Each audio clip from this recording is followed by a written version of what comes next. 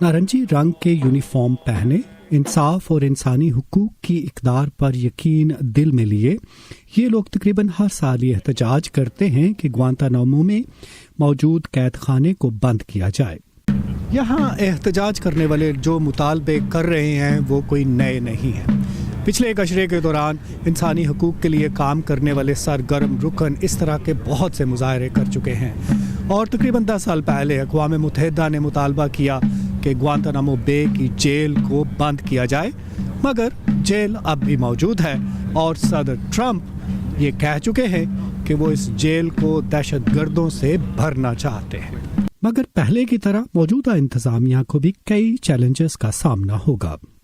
انسانی حقوق کی علمبردار تنظیم سینٹر فار کانسٹیٹیوشنل رائٹس کے وکلاء نے تقریباً 1 درجن قیدیوں کی جانب سے غیر قانونی قید کے خلاف واشنگٹن ڈی سی کی ایک عدالت میں ایک تازہ اپیل کی ہے.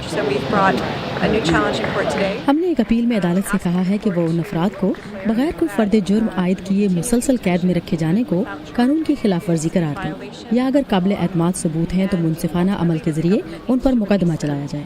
سابق صدر اوباما جیل کو بند کرنا چاہتے تھے.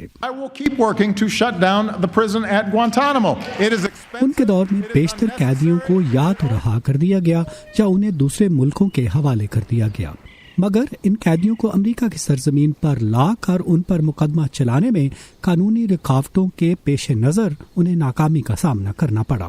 انسانی حقوق کے سرگرم کارکن اینڈی امریکی عوام کے رویے سے مایوس ہیں.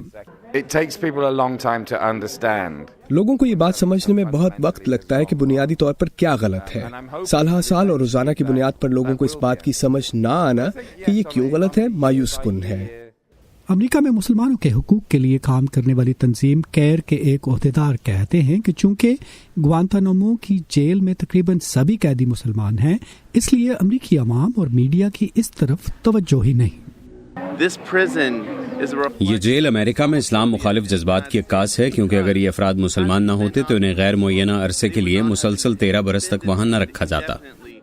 اینڈی اور کیرن جیسے کچھ سرگرم اراکین کا خیال ہے کہ گوانتانامو بے کی جگہ اب ڈرونز پروگرام نے لے لی ہے، اس لیے مبینہ دہشت گردوں کو اتنی دور لا کر رکھنے کی زحمت کی بجائے انہیں وہیں ختم کر دیا جاتا ہے.